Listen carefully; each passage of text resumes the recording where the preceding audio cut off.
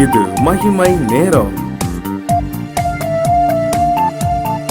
ஆண்டவராகிய இயேசு கிறிஸ்துவின் நாமத்தில் அன்போடு வாழ்த்தி வரவேற்கிறேன்.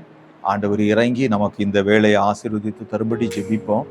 நல்ல ஆண்டவரே, உம்முடைய பாதத்தில் வந்து பணிகிறோம். இறங்கி எங்களை ஆசீர்வதியும் என்று இயேசு கிறிஸ்துவின் நாமத்தில் ஜெபிக்கிறோம் தகப்பனே, ஆமேன். பிரியமானவர்களே, சங்கீதங்களின் புத்தகம் 101வது சங்கீதம் 6வது வசனத்திலே, தேசத்தில் உண்மையானவர்கள் என்னோடே வாசம் பண்ணும்படி என் கண்கள் அவர்கள் மேல் நோக்கமாயிருக்கும். என் கண்கள் அவர்கள் மேல் நோக்கமாயிருக்கும். உத்தமமான வழியில் நடக்கிறவன் என்னை சேவிப்பான். அன்பானவர்களே, ஆண்டவர் ஒரு காரியத்தை நம்மிடத்தில் எதிர்பார்க்கிறார்.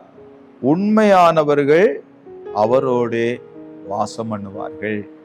ஆகவே நாம் உண்மையுள்ளவர்களாய் இருக்கிறவரை கர்த்தரோடு நாம் வாசம் பண்ணுவோம்.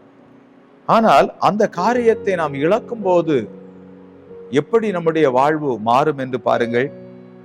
சங்கீதம் 101 3வது வசனத்திலே, தீங்கான காரியத்தை என் கண்முன் வைக்க மாட்டேன். நாம் உண்மையானவர்களாக இருக்கும்போது தீங்கான காரியத்தை நாம் நம்முடைய கண்களுக்கு முன் வைக்க மாட்டோம், அதை நாம் பார்க்க மாட்டோம். ஆனால் உண்மை இல்லாதவர்களாய் போகும்போது தீங்கான காரியத்தை நம்முடைய கண்களுக்கு முன்பதாக வைக்கிறோம்.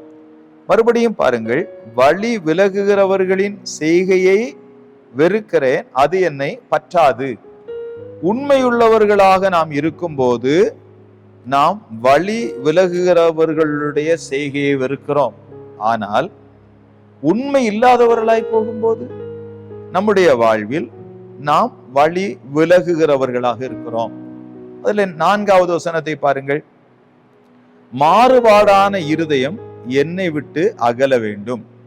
நாம் உண்மையானவர்களாக இருக்கும்போது மாறுபாடான இருதயம் நம்மை விட்டு நீங்குகிறது.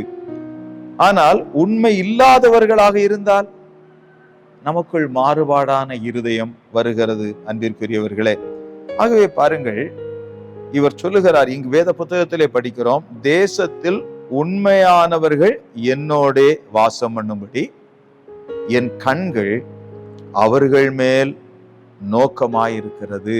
அன்பானவர்களே, நாம் உண்மையுள்ளவர்களாக வாழும்படி கர்த்தர் நம்மை அழைத்திருக்கிறார்.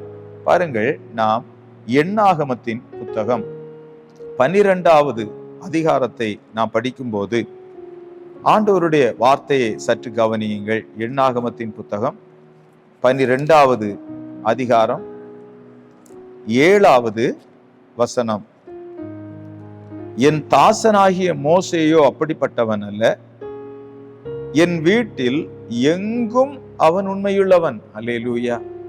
என் வீட்டில் எங்கும் அவன் உண்மையுள்ளவன்.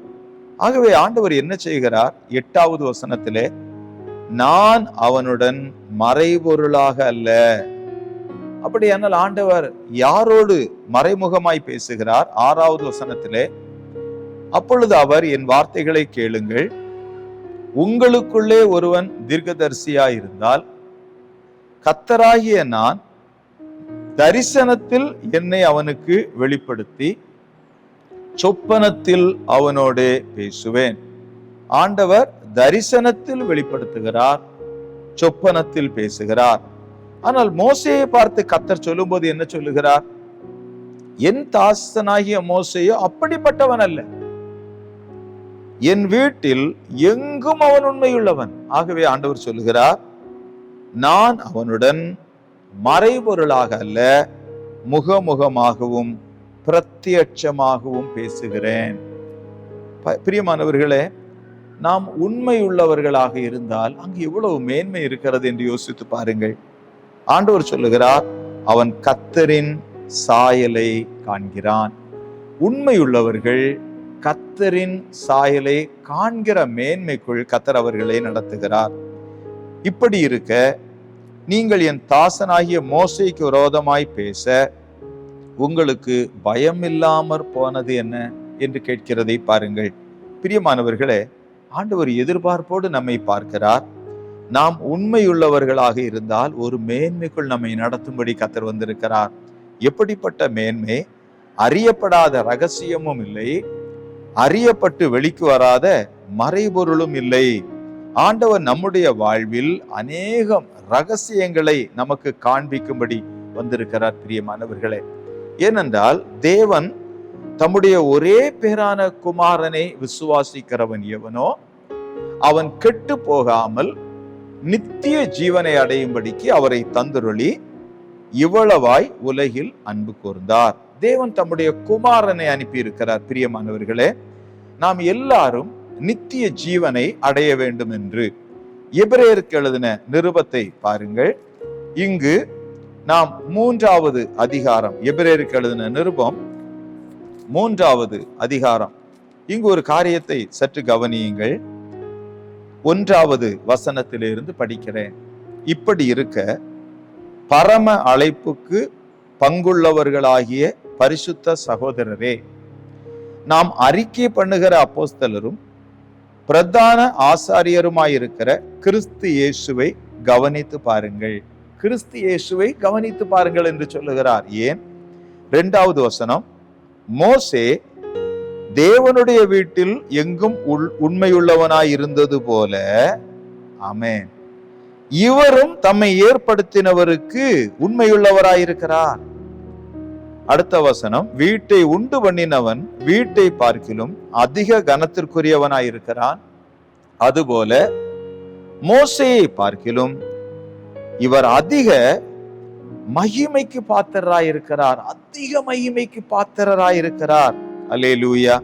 பாருங்கள், தொடர்ந்து படிக்கிறேன். சொல்லப்பட போகிற காரியங்களுக்கு சாட்சியாக மோசே பணிவிடைக்காரனாய் அவருடைய வீட்டில் எங்கும் உண்மையுள்ளவனாய் இருந்தான். ஆண்டவர் அவரோடு முகமுகமாய் பேசினார். பாருங்கள், அடுத்த வசனத்தை பாருங்கள். 6வது வசனத்திலே, கிறிஸ்துவோ அவருடைய வீட்டிற்கு மேற்பட்டவரான குமாரனாக உண்மையுள்ளவராயிருக்கிறார். நம்பிக்கையினாலே உண்டாகும் தைரியத்தையும் மேன்மை பாராட்டலையும் முடிவு பரியந்தம் உறுதியாய் பற்றி கொண்டிருப்போமாகில் நாமே அவருடைய வீடாயிருப்போம். ஆண்டவர் இப்பொழுதும் நம் ஒவ்வொருவரையும் ஆசீர்வதிக்கும்படி வந்திருக்கிறார். நாம் கிறிஸ்துவினுடைய வீடாக மாறுவோம். நாம் உண்மையுள்ளவர்களாக இருப்போம். ஆண்டவர் மோசேயை பார்க்கிலும் ஒரு மேன்மை என்று சொல்லுகிறார். மோசேயினுடைய மேன்மை எவ்வளவு பெரியது! தேவனுடைய வீட்டில் எங்கும் அவர் உண்மையுள்ளவராயிருந்தார். இன்றைக்கு நம்மையும் அப்படி ஆசீர்வதிக்கும்படி தேவன் தம்முடைய குமாரனை நமக்குள் அனுப்ப தீர்மானித்தார். ஆண்டுடைய சமூகத்துல நாம் ஜெபிப்போமா? நாமும் உண்மையுள்ளவர்களாய் இருப்பதற்கு ஒப்பு கொடுப்போம், ஜெபிப்போம். இரக்கமுள்ள ஆண்டவரே, நாங்கள் ஜெபிக்கிறோம். ஆண்டவராகிய இயேசு கிறிஸ்து எங்களுக்குள் வந்து எங்களை வழி நடத்துவதினால் ஆண்டவரே, நாங்கள் உண்மையுள்ளவர்கள் என்கிற அந்த மேன்மைக்குள் கர்த்தர் ஒவ்வொருவரையும் நடத்தி சென்று மேன்மையாக வைப்பீராக. ஆண்டவர் முகமுகமாய் பேசுகிற அந்த அனுபவத்திற்குள் கொண்டு செல்லுவீராக என்று ஆசீர்வதித்து ஜெபிக்கிறோம் ஜீவனுள்ள தகப்பனே. ஆமேன், ஆமேன்.